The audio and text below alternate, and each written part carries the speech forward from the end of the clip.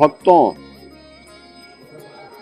को मकर संक्रांति की हार्दिक बधाई देता हूं।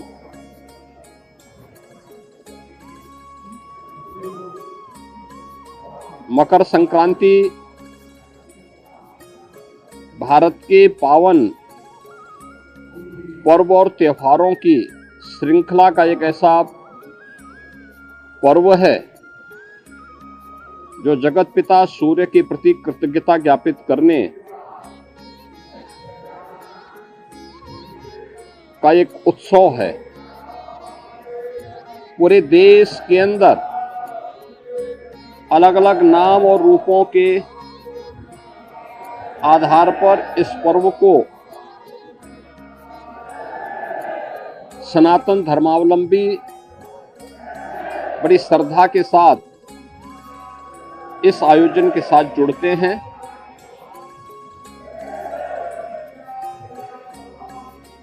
देश के अंदर उत्तर हो, दक्षिण हो, पूरब हो, पश्चिम हो, पूरे देश के अंदर अलग अलग नाम और रूपों में इस पर्व को लोग मनाते हैं, इस उत्सव के साथ जुड़ते हैं। उत्सव भारत की सनातन धर्म की परंपरा में आनंद के क्षणों को एकजुटता के साथ, एकता के साथ आयोजित करने, अपनी खुशी के साथ पूरे समाज की खुशी को जोड़ने का एक सशक्त माध्यम रहा है। और उसी परंपरा के अनुरूप वहां की आवश्यकता, उस क्षेत्र विशेष की आवश्यकता के अनुरूप भारत की ऋषि परंपरा ने इन पर्वों और त्योहारों को वहां पर संयोजित किया। आज उसकी विराट रूप हम सबको देखने को मिलते हैं। पूरब में असम आदि में आप जाएंगे तो बिहू के रूप में, पंजाब की ओर जाएंगे तो लोहड़ी के रूप में, सुदूर दक्षिण में आप जाएंगे तो पोंगल के रूप में,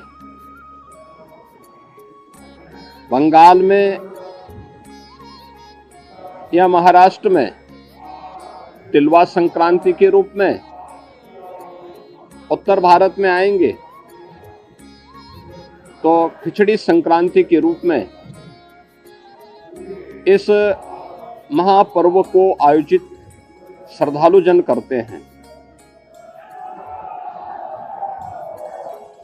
एक और हम लोग यहाँ पर महायोगी भगवान गोरक्षनाथ की इस पावन धरा पर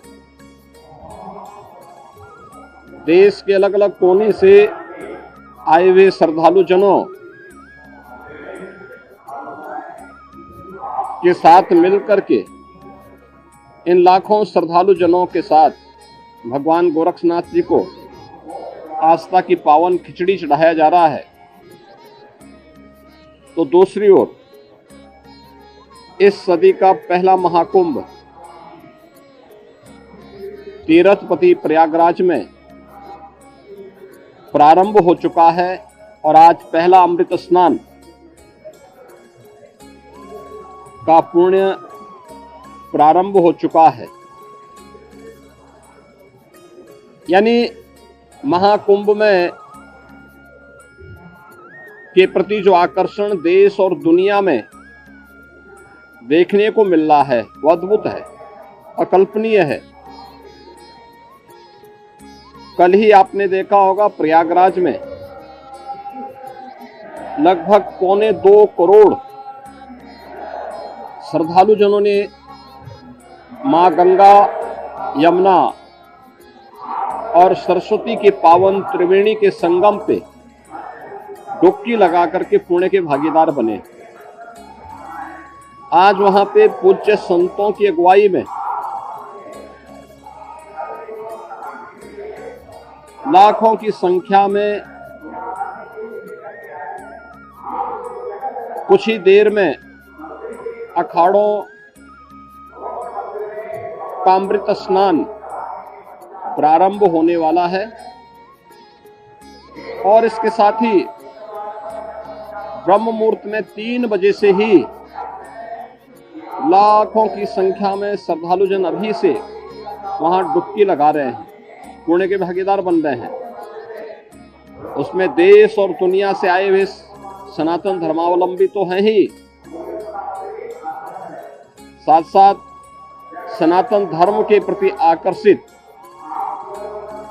तमाम विदेशी श्रद्धालु भी इस महाकुंभ के साक्षी बन रहे हैं।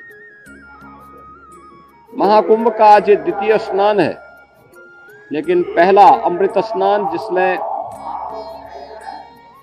अखाड़ों की शोभा यात्रा निकलेगी, उनकी सवारियां निकलेंगी, यह भी आज महाकुंभ में होगा और इस प्रारंभ होने वाला है।